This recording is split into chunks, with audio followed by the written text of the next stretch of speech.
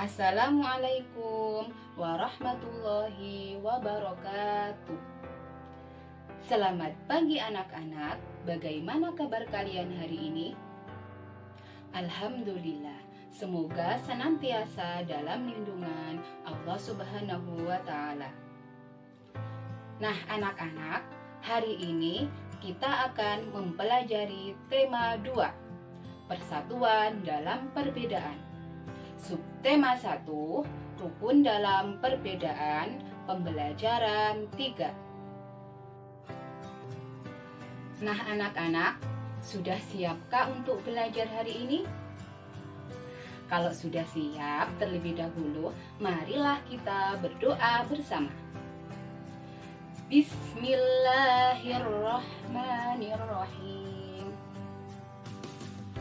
Semoga dengan bacaan bismillah tadi, kegiatan pembelajaran kita pada pagi hari ini berjalan dengan lancar. Tujuan pembelajaran kita kali ini yaitu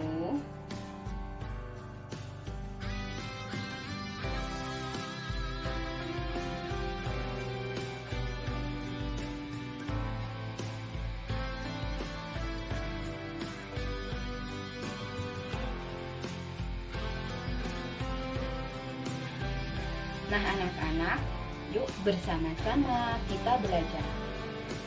Simak ya penjelasan dari guru berikut ini.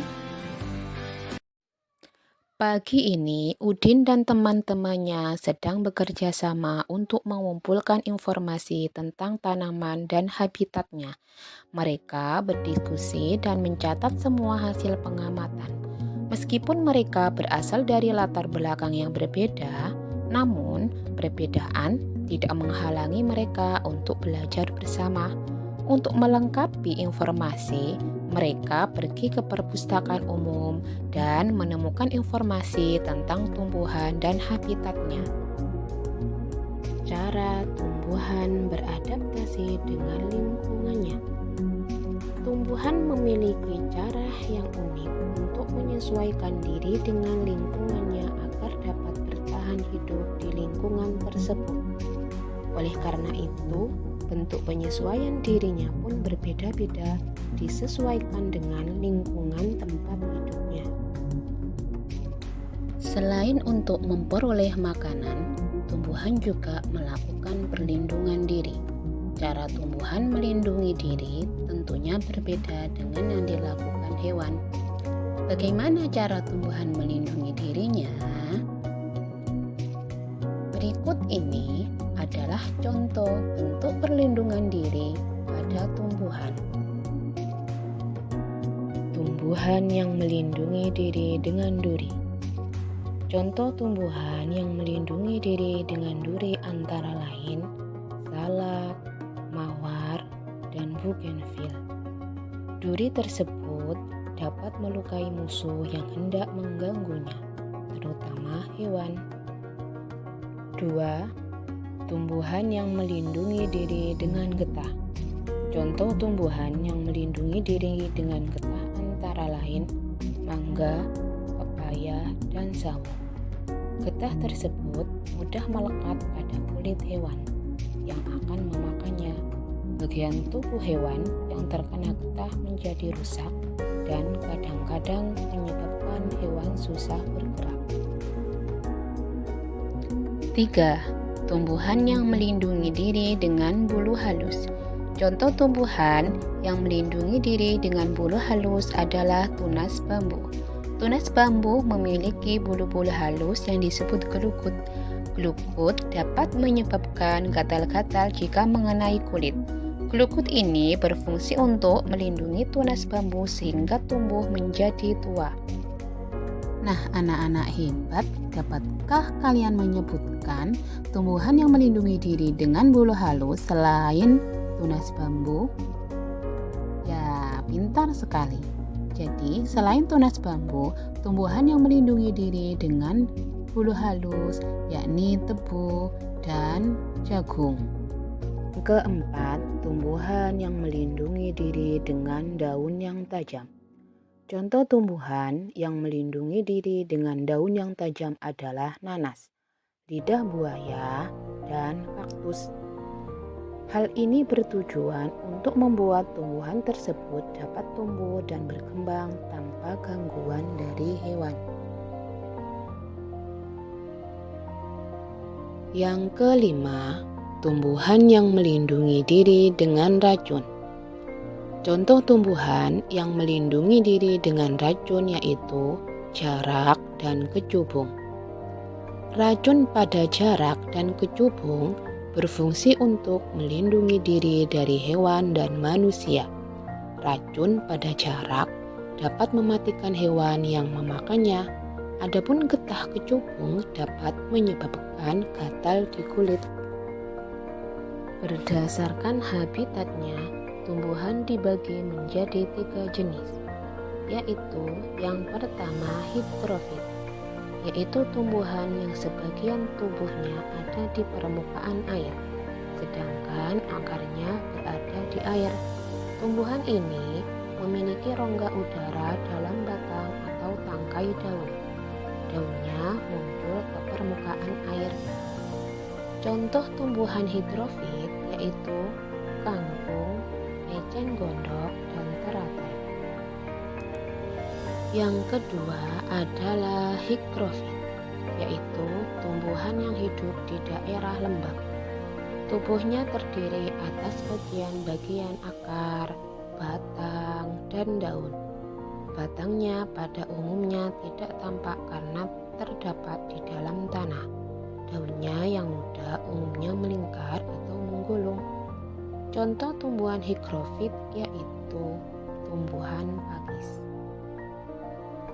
Yang ketiga yaitu xerofit, yaitu tumbuhan yang hidup di daerah yang kering.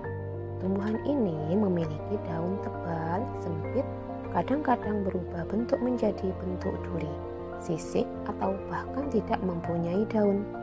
Batangnya tebal dan mempunyai jaringan untuk menyimpan air.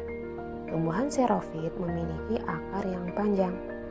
Contoh dari tumbuhan xerofit antara lain adalah tumbuhan kaktus. Nah, anak-anak, sekarang waktunya mengerjakan tugas. Anak-anak diminta membuat peta pikiran tentang cara tumbuhan menyesuaikan diri dan cara tumbuhan melindungi diri. Selamat mengerjakan ya.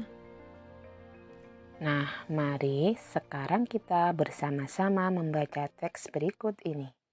Proklamasi Kemerdekaan Indonesia. Proklamasi kemerdekaan memberi makna yang sangat penting bagi bangsa Indonesia. Sejak teks proklamasi kemerdekaan dibacakan, rakyat Indonesia memiliki negara merdeka, berdaulat, dan bermartabat. Tonggak sejarah tersebut tidak akan terjadi apabila tidak ada anak bangsa yang berani memproklamirkan kemerdekaan. Mereka adalah pejuang bangsa yang tidak boleh dilupakan. Berikut adalah para pejuang bangsa yang telah berjasa terhadap kemerdekaan negara Indonesia. Insinyur Soekarno merupakan salah satu orang yang berjasa dalam mendirikan negara Republik Indonesia sebagai negara berdaulat.